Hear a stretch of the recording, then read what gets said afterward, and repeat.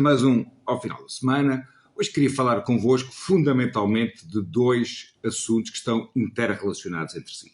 Portanto, queria falar da falta de capital que existe na economia portuguesa e depois queria falar, a propósito dos números que foram divulgados, dos imigrantes que nós temos e também dos emigrantes que mandamos para fora. Pois bem, no debate entre Paulo Raimundo e Rui Tavares, estavam os dois muito de acordo acerca que era mais ou menos indecente os lucros da Galp e os lucros dos bancos. Pois bem, um dos dramas de Portugal é a nossa economia gerar poucos lucros. Isto é uma coisa extremamente impopular de dizer. Ou seja, nós, de forma geral, abominamos os lucros, gostamos muito mais dos prejuízos. Enquanto, obviamente, o que devemos fazer é fomentar os lucros e evitar os prejuízos. Assim, Portugal tem a nossa economia gera muito pouco valor. E esse valor quer-se ver em ganhos de capital, em quem investe, e ganhos no fator trabalho. Nós ganhamos relativamente pouco.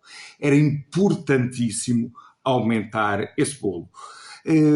Nós, conforme disse, abominamos o lucro e existe por cá muito pouco estoque de capital. Ou seja, ao contrariamente àquilo que as pessoas pensam, existe por cá muito pouco dinheiro. Portanto, para termos uma perspectiva, aí na semana passada a Forbes fez aquela lista que costuma fazer dos bilionários. Pôs um bilionário português, pôs 34 bilionários ali ao lado em Espanha, pôs 171 na Alemanha e mais de 800 nos Estados Unidos. Porquê é que é bom haver estoque de capital? Porque as empresas mais interessantes, as empresas que pagam melhores salários, são empresas de capital intensivo. Ora bem, por exemplo, se eu for fazer uma empresa de biotecnologia, uma farmacêutica, para se ter ideia, um medicamento custa mais ou menos 1.000 milhões de euros desde que se começa a fazer até que é lançado no mercado. Ou seja, custa mais ou menos quase tanto como fazer uma ponte de vasta gama. É uma coisa de capital intensivo, em que se paga a muitos cientistas, em que se paga bem às pessoas que estão ali envolvidas. Em Portugal há muita dificuldade em mobilizar esse tipo de dinheiro.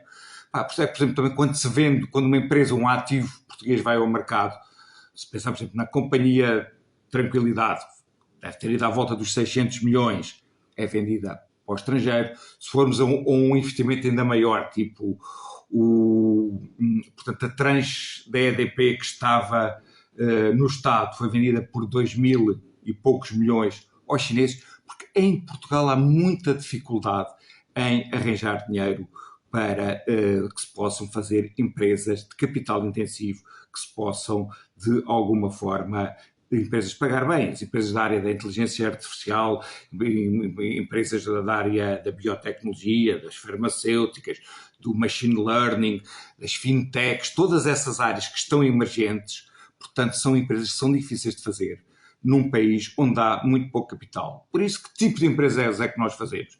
Fazemos pastelarias, fazemos carros de TVDE e que são tipos de negócios que não geram margens que permitem pagar bem às pessoas. Se nós pensarmos também no perfil que temos de trocas de pessoas, ou seja, Portugal manda lá para fora, grosso modo, 500 mil pessoas e importa, grosso modo, 1,5 milhão de pessoas, isto para falarmos dos últimos anos, digamos, a balança de pessoas. O que é que nós exportamos? Exportamos pessoas, sobretudo, pessoas muito bem preparadas, no qual o Estado investiu muito a dar os bons cursos, que vão para as tais empresas de capital intensivo. E importamos pessoas muito mal preparadas, que vão para os TVDEs ou que vão para as pastelarias. Portanto, enquanto nós tivermos este modelo, que é o modelo que diaboliza a formação de capital, é muito difícil nós darmos um salto qualitativo que nos livre da mediocridade. Era isto que tinha para falar convosco. Cá nos vemos para a semana.